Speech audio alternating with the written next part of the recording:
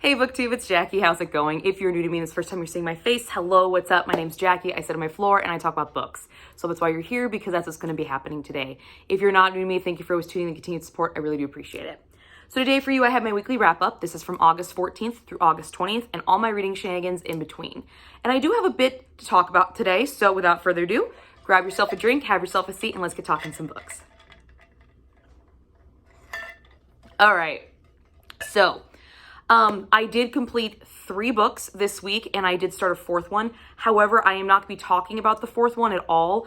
It is the book that I am reviewing for Readsy Discovery, All the Faiths and None, by Andrew Tweedell. Looks like this. And the reason I'm not going to be discussing it on my weekly wrap-ups is because I will be doing a full book review for it that I'm actually uploading to their site as I'm reviewing it for their site. So I just want to keep all my opinions together in that one video so it's not separated, it's not broken up, and I can just keep everything nice and cohesive. But I did want to let you guys know that I did start reading it, and I will be releasing that review as soon as I finish it. It will not be a private review. You guys will have access to it. So it's nothing like that. I just won't be talking about it in my weekly wrap-ups, except mentioning that, hey, I read it. Hey, I finished it. Hey, this review's coming up. That's all you're going to get. But what I am going to be talking about today is starting with this bad boy. I completed Olympus by Rachel Smythe this week, and I gave this a total of 3 stars. If you're not familiar with this is a graphic novel. Graphic novel. It was originally a webtoon that got turned into a graphic novel and bound up. And this volume 1 is episodes 1 through 25, and it is a Hades and Persephone retelling. I had seen bits and pieces of this on Facebook. I had seen little clips of it, so I was familiar with it, but I never actually read it start to finish. And everyone says that this is, at least everyone I talked to that's read it, they say they loved it. It's really, really great. If you like Hades and Persephone, you're gonna love it. I gave it 3 stars. I liked it. I didn't love it, but it is only episodes 1 through 25. In this installment, we are introduced to majority of the, I'm assuming some of the majority of the characters. I mean, we got introduced to Persephone, Hades, Zeus, Poseidon, Hera, Apollo, Artemis, Eros, and Aphrodite. I think those are all the characters that were like hardcore mentioned. Yes, I believe that's all of them. If I forgot one, I apologize. But essentially, Hades has put his mouth in his foot. There you go. He has put his foot in his mouth by comparing Persephone to Aphrodite. She gets pissed off. She kind of wants to make an example of Hades at Persephone's expense. So she drugs Persephone, or has Eros do it, and puts her in the back of Hades' car, thinking that Hades is going to be embarrassed by her. She's going to make an ass of herself, and he's going to think, oh, well, she might be pretty, but she's kind of stupid. Not the best game plan for a goddess. Like, pretty sure Aphrodite could have thought something a little bit cooler than that, but that's what happens, I guess. That's the initial introduction to the main characters, and it just kind of goes from there. There's really not much to say about like what worked and what didn't work, because it is a graphic novel and it is only episodes 1 through 25. This is a microcosm of this story, so I don't feel comfortable saying, hey, this worked, hey, this didn't work. But what the main thing is, I feel like Aphrodite would have done something a little bit more crueler. Based off what I know about her in Greek mythology, she would have been a little bit more cruel if she really was that pissed off. I think that was very childish of the reason what she did to Persephone. It was pretty childish and kind of really not that bad. But I mean, it's Hades. He's not known for being the nicest guy in the fucking world. So maybe she thought something was gonna happen. I don't know. But we'll see as we continue. I do plan on continuing with it. I do know, though, graphic novels are really not a good medium for me. They've never been a good medium. I have tried reading, like, I'm a huge Inuyasha fan. That's my anime of choice. And I have tried reading the mangas of Inuyasha. I've tried reading the Sailor Moon mangas. All the animes that I love to watch, I've tried reading their mangas. I'm just not a big graphics person. I don't know if it's the idea that I'm looking at the pictures instead of dealing with the dialogue, and it's taking away what I imagine is going on during that time. I don't know what it is, but it doesn't feel like it's a very good medium for me, but it's not a medium I can't maybe get used to. I do really enjoy the artwork within this book. I like the color usage in this book. I really am digging that. I'm usually kind of a dark color girl, but I mean, there is dark in here, but I like the use of color. I like the artistry in it. Some of it's a little childish, but I think that's the feel that she's going for. And then there's other imagery. There's other scenes in here where it's just like, damn, that was fucking stunning. Like this one. I really enjoyed like this segment of pages. I liked the shadows and the hidden images. Some images really captivating. Others are kind of like, okay. So I plan on continuing with this, but it's not going to be something I'm going to be like jumping on every single time a new volume comes out. I do have volume 2 currently already, so I probably will pick that up at some point in time soon. But yeah, that's what I got for this one. I don't want to say I'm depressed about it or heartbroken about it. What I've experienced so far is not living up to the hype that I have heard. But I feel like maybe it could, so I'm willing to give it some more time and give it some more thought to it. All right, so the next book I completed was my book club book of the month, and that is Halfway to the Grave by Jeanne Frost. This is the first installment in the Night Huntress series, and it is a paranormal romance. There is blood play in it, and there's also assault off page. Really close to being on page, but there's assault off page. My initial experience reading this book, when I was reading it, and I will admit this, I read Laurel K. Hamilton's Anita Blake series when I was in high school. I read that series up until, I don't even know what installment I stopped at, but I'm not completed that series. But when I was reading this, that was the vibe I was getting.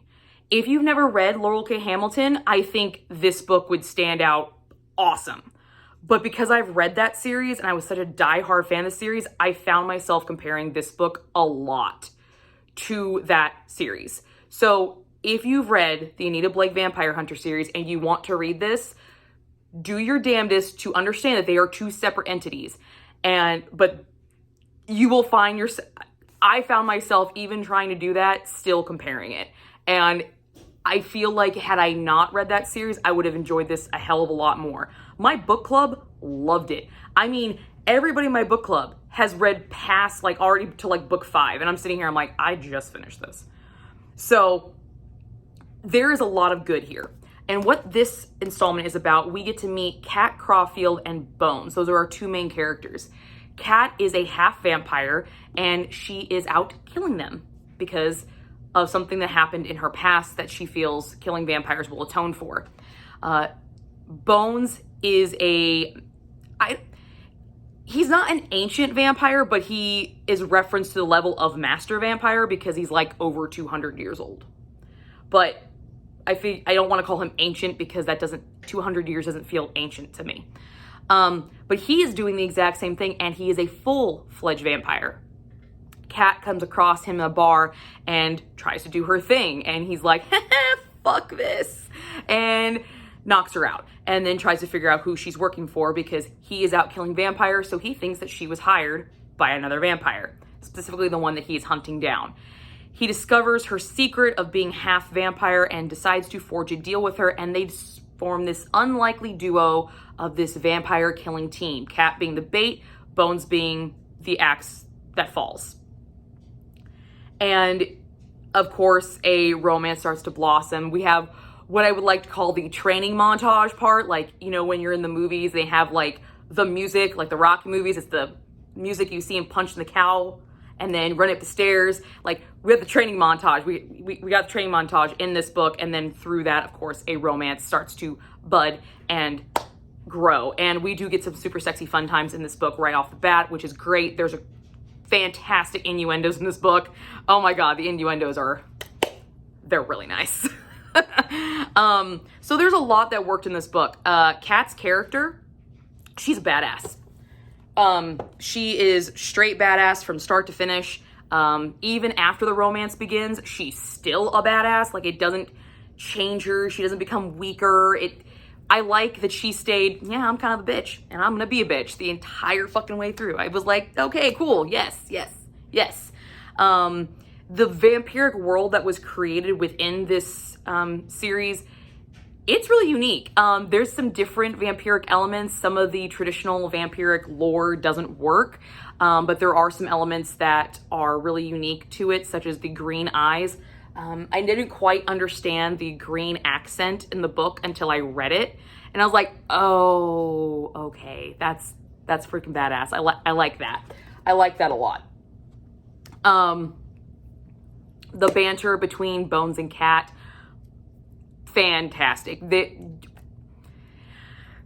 I loved it, but I loved it because it was so reminiscent of Jean-Claude and Anita Blake in the Laurel K. Hamilton series, and I just could not separate it. But even if I had not read that series, I would still find this banter very, very fantastic. I really enjoyed it because it reminded me so much of that couple that I grew up loving and just being obsessed with. So yeah, that was one reason why I enjoy the banter so much, but I do feel anybody would enjoy this banter. The two girls, or the three other girls in my book club, they all love the banter, and they have not read the Laurel K. Hamilton series. So banter off the chain, the innuendos that Bones is throwing at her, oh my God, I freaking love this. There is a scene where he's trying to, I don't want to say, how do I say this? He's trying to get her to not blush so easily because of all the innuendos, like kind of like desensitize her. That's it. Desensitize her to the vampiric jargon of being overly sexual, overly dominant, overly in your face. And he is saying all of these super sexy, fun things. And I'm just like, yes, yes, yes, yes. Oh, it was fantastic. It was great. I loved it. And you get alluded to a lot more than you actually hear him say. So you don't hear it all in that one point in time. You actually hear it in portions throughout the book as it kind of comes around. And that was great. I liked the way that it wasn't just all handed to you on a silver platter. It got to be spread out. So it made the book really fun to read. That banter was excellent. And those innuendos were very nice. Very, very, very nice. I liked them a lot. The big thing that worked for this book is the cliffhanger. The cliffhanger at the end was just like, what? Really? I mean, I saw, once it had gotten laid out, I kind of saw it coming, but then something happens and I'm like, oh, maybe this is not going to work out this way. Holy shit. Maybe the rest of the series is going to be like something I'm not expecting. And then this cliffhanger happens and I'm like, bitch did what? What? Okay, now I have to read the rest of the series. God damn it. Like, shit.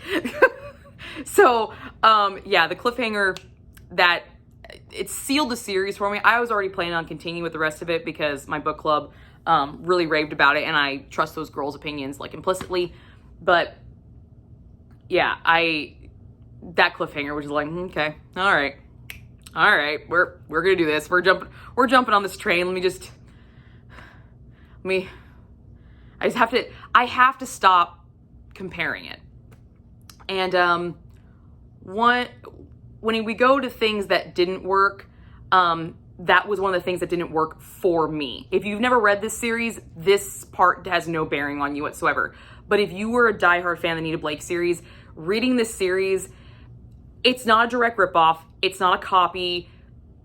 There is some homaging moments to it, but it feels so similar that it's like, where's the originality? Besides the vampiric world, which was the originality that I definitely saw clear as day, Kat's demeanor, her character, Anita Blake.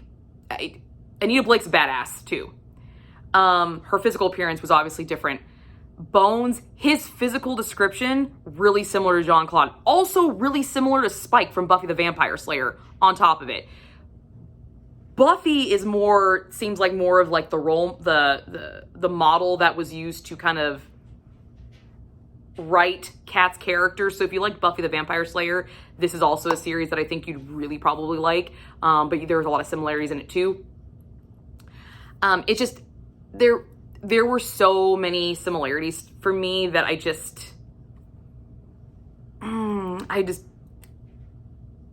was one of those things for me. However, difference in this book for the Anita Blake series. Anita Blake series, yes, there is tension, there is sexual tension, and I don't really get some super sexy fun times until a few books in. I got it in book 1. So props for that one. But I didn't actually have the buildup. Like, I like the Laurel K. Hamilton series because I had all that buildup. There is something to say for a long ass tease, and I think this series might have actually benefited from it, but then it would have just been another fucking similarity that I would have said. So, and the other thing that I didn't really appreciate about this book is the main villain. We never really find out why the hatred is there. Like, what's the motivation behind Bones? We understand what he's doing. We find out what the main villain's doing, and we think that's wrong, that's horrible, you know, we get why. But the motivation behind Bones, and I don't know if we're gonna find that out in further installments, and that might be the reason why. We'll find out the motivation for Bones and why he does what he does in further installments. We've only gotten brief glimpses to maybe answers, and it's not enough to formulate an answer. So that kind of bothered me, but again, it's the first installment series. There's more coming down the pike, so I feel like we could get that later on down the road. Sex scenes in this book, I gave 2 Chili Peppers. The first super sexy fun time, intimate scene, not sex scene, intimate scene, that was super fun. That was super sweet. I was very happy about that one. That one put a smile on my face. It was not what I was expecting, and that's not how I expected that to play out. So I was very surprised by that. I was like, yeah, there you go. That's nice. I like it. I like it a lot. And the actual sex scenes, they're not super graphic, but they are to the point. They're graphic enough that I wouldn't say they're fade to black, but they're not as graphic as I have read. Let's put it that way. So they're a nice kind of in between. I don't know if they'll get more graphic further on down throughout the series, but we'll find out, because I do plan on continuing with the rest of this series. I did enjoy it enough. And this was a really, really fast read. I mean, this thing read in like a day and a half, because it is bam, bam, bam, bam, bam, bam, bam with the stuff. There's not a lot of, I don't want to say filler bullshit, because there is description, there is world building, there is conversation, there is dialogue, but there's a lot in this book, but the way it's portrayed, it keeps you engaged the entirety of the book. So it's a very, very fast read on top of it. And it is entertaining. It is entertaining. I just have the predisposition of the Anita Blake series. So that is my only hang up. But if you've never read that series, I believe this would be even a 4-star book, maybe 5-star for some people. For me, it's just a 3-star, because you're not going to beat Anita Blake for me. Sorry. You're not. But yes, 3 stars. And the last book I completed was this guy. This is Cole by Tijan, I think is how you say their name. I gave this a 2.75 stars.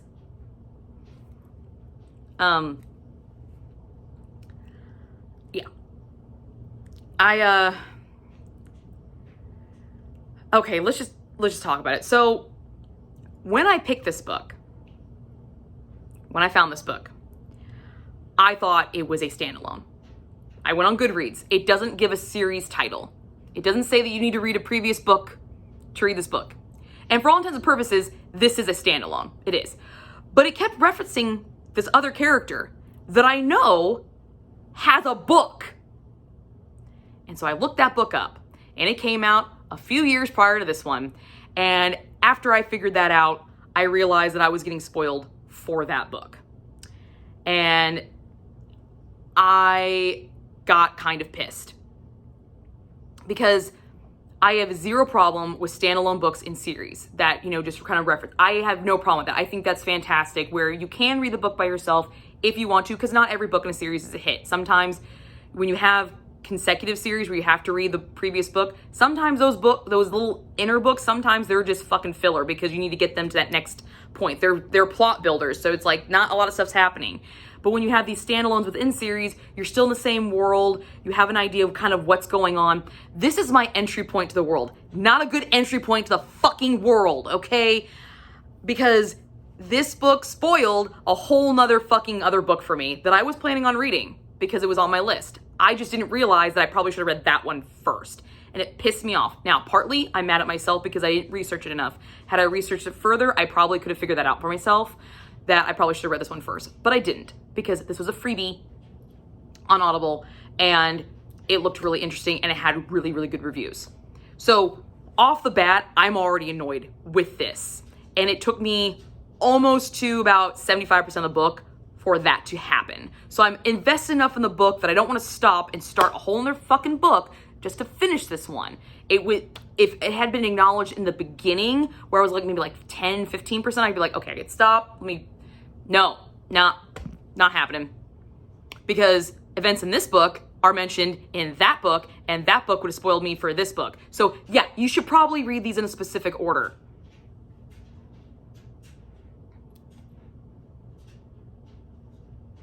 I was very upset about that.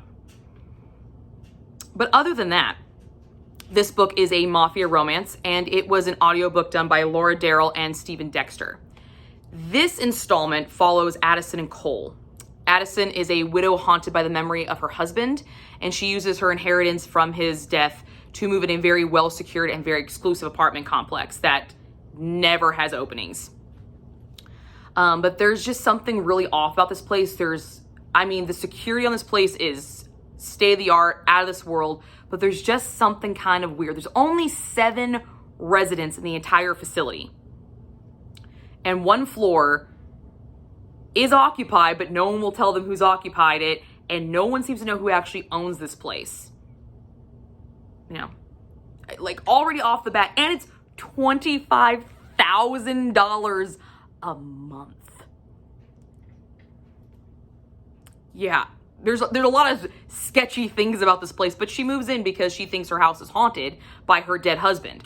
And, who wouldn't want to move out? I wouldn't want to live in a haunted house. Sorry. I'm not game. I love the ghosties, but I don't want to live with ghosties. As the story progresses, we start seeing some revelations and start learning about some of the secrets of this apartment complex and kind of who owns it. And if I tell you any of these, it will spoil the story for you. So just understand that eventually all these answers will get answered, but that's kind of the catalyst, is that she's moved in this apartment complex and some stuff starts to happen. Some good stuff, but stuff starts to happen. And she does eventually meet our hero of Cole. And this is where, when I was trying to figure out what worked and what didn't work and how to framework this so I didn't spoil it, since I was kind of spoiled for another book, I feel very, very bad about being spoiled for that book because I'm kind of pissed about it. It was really hard for me to figure out what worked in this book because I'm not going to lie to you, for majority of this book, I had no idea what's going on. I had an idea what was going on. I didn't care. Because it was all just secretive.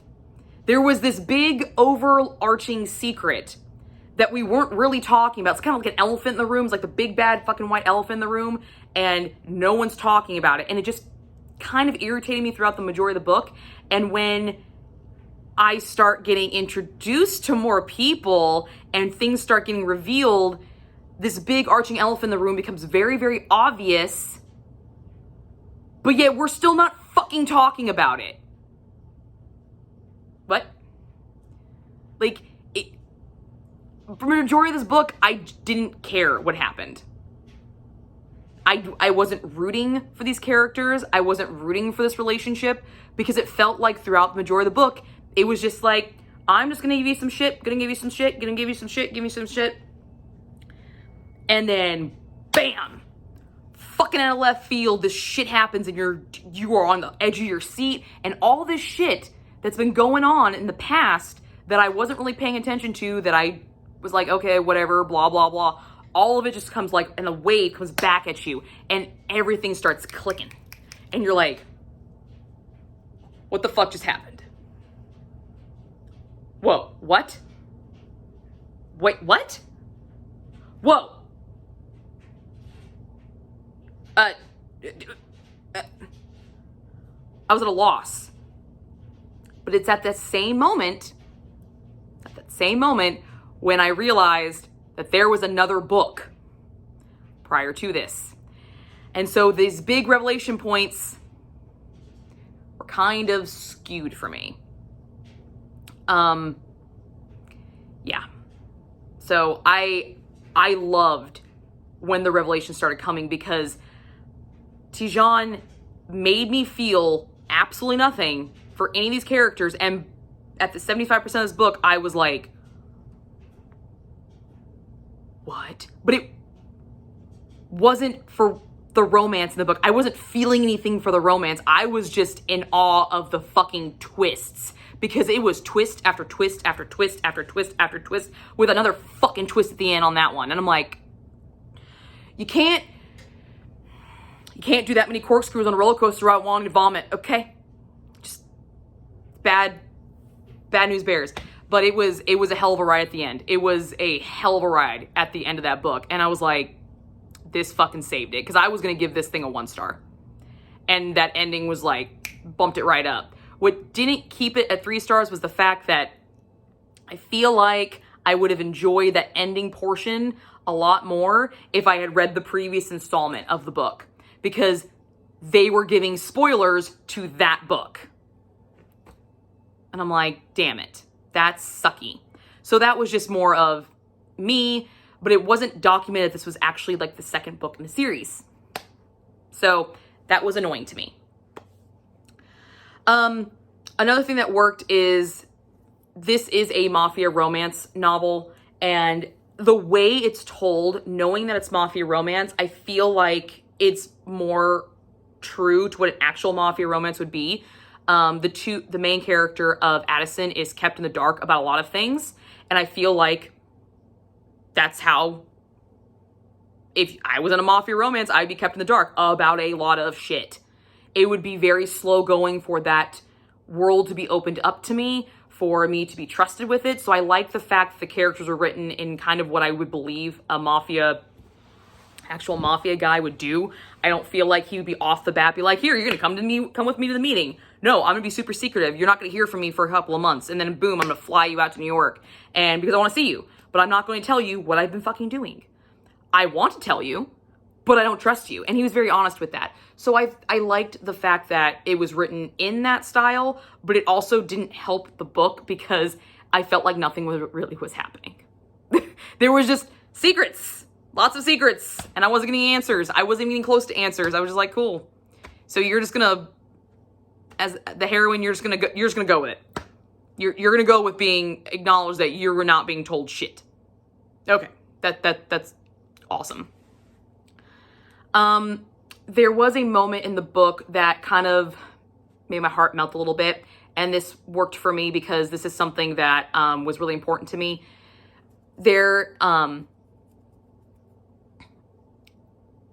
Addison says the lines, "I choose you."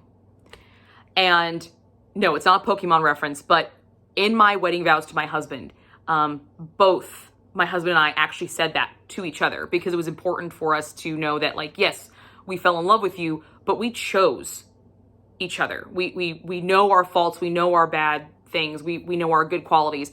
And despite everything that we had told them, what we have shown each other, we still choose you. So having a female heroine say that to someone in the book, it made me feel like I kind of resonated with her because that's important to me is choice. And if you ever meet my husband, you can tell him, like, that was important to me, that he chose me, that I was a choice. It wasn't just someone you fell in love with, because you can fall in love with a lot of people that are poison and toxic to you. to fall in love with someone and still choose them despite everything bad about them, knowing what they can do, knowing what they're capable of, you still choose to have them by your side. You still choose to call them yours. You still choose to share a life with them. That really resonated with me a lot. I thought that was really cool. And when I got married, I actually said a few words to my stepdaughter during the wedding. And I told her, you know, blood doesn't make you family. It makes you related. Choice makes you family. You choose who your family is. And I really do believe that. You can be related to somebody and not give a flying fuck about them. Just because you share blood doesn't mean shit. But you choose to have feelings for that person. You choose to keep them in your life for one reason or another. So the idea that this was put forefront in the book and it was mentioned, and it's the first romance I've read where that's actually stated, I just thought I adored that. So that saved the romance a little bit for me. It made me very happy. It made me happy. What didn't work? So here's where I've already mentioned a little bit about this book that didn't work. The grand amount of secrecy and not really anything happening until the very end, but the ending saved it. So is it really something that didn't work? Because obviously it did. I'm going to give this author another try because I liked what she did. I might have been annoyed and bored for most of the book, but by the end I was on the edge of my seat. I was in it. I was blindsided, and I like twists like that. I like twists that I don't see coming. I really enjoy that. And maybe it was because she wasn't really paying much attention to any of the secrets and everything, so I just wasn't really like, blah, blah, blah, blah. I'm just gonna kind of go with myself, ignore the fucking elephant in the room too. And then all of a sudden it's like, bam, right there. And you're like, okay, all right. So the secrecy element probably, it does work, but it doesn't work because it's so much of the book. And this is my first experience with Tijan, so I don't know if she writes all of her books like that, but if she does, then that's just kind of her MO. I don't know. This is my first experience with it, so it was kind of unsettling for me, but at the same time, I was still on the edge of my seat by the end of the book. So, yeah. What did not work for sure in this book, though, was this book was pretty much all from Addison's perspective. We got 2 points in the book where I got Cole's perspective. The book's title is Cole. And I got two chapters of this book from his perspective. That was fucking stupid. I don't like that. I thought that was annoying. And for the majority of the book, I was like, when am I going to hear Cole? When am I going to hear Cole? When am I going to hear? And then finally I hear Cole, and it's an action scene. Both scenes I hear from him, action scenes. That's it. None of the romantic side, none of the emotional side. I mean, the last action scene was a little bit romantic, and there's a little bit of emotions because there was some verbiage there. But it was pretty much just her. And since I listened to this on audio, I had to listen to the female narrator, and I did not like the female narrator. I have never heard this female narrator before, and again, the narrators were Laura Darrell and Stephen Dexter. I heard Stephen Dexter two times. I think a grand total of this 9-hour and like 35-minute audiobook, he was 10 minutes. 10, maybe 15. I didn't actually time it. It was nothing. And all I heard was her voice, and she sounded like she was 12. These heavy themes are being talked about, and all I hear is an annoying 12-year-old sounding voice in my head, and it was obnoxious. The little bit I got from Stephen Dakota's perspective, Stephen Dakota's voice, who was voicing the perspective of Cole, I got 3 different accents in the 15 minutes he was reading. Her perspective, I got the entirety of the book, the same fucking voice for multiple fucking characters. And it's all sounded like a 12-year-old girl. And it was really, really fucking annoying. So, I know for a fact that if I read another Tijan book, I will be physically reading it. I will not be listening to audio, especially if it's done by them. Stephen Dakota, I probably listen to him again because his voice was actually badass. So I really wanted more of him. I wanted it, and I was waiting for it. And every time another chapter comes, like, chapter 12, I hear her voice. Chapter 13, her voice. It wasn't until chapter 28, I think, is when I finally heard his. And there's 39 chapters in this book. Are you fucking serious? Really? It was, the audiobook was not the way to go for this book for me, but I will probably read the book that I think you should read first before this, which is Carter Reed. I will probably be reading that book physically. So, because I feel like it will be a higher rating because that audiobook also did not help this book at all. So not only did I hate the female narrator's voice, so I wasn't really paying attention, the story itself wasn't forcing me to pay attention to her. And then at the end, all of a sudden, bam, this shit comes out of left field, and yet it still sounds like a 12-year-old in my freaking head, and it's not a pleasant experience. It wasn't pleasant. So I was a little disheartened about this one, but I want to give Tijan another chance because this has really high ratings on Goodreads. I think it's like rated like a 4.75 almost on Goodreads. So I'm like, and that's out of a lot of reviews. So I don't want to completely like say no, but I feel like they should acknowledge you should probably read Carter Reed before you read this book because Carter Reed, I believe, gets spoiled in this book. If it's not, I will let you know, but I feel like it does. So, yeah. But that's what I read this week, guys. I hope you guys had a good one, and I will see you guys all soon with another video.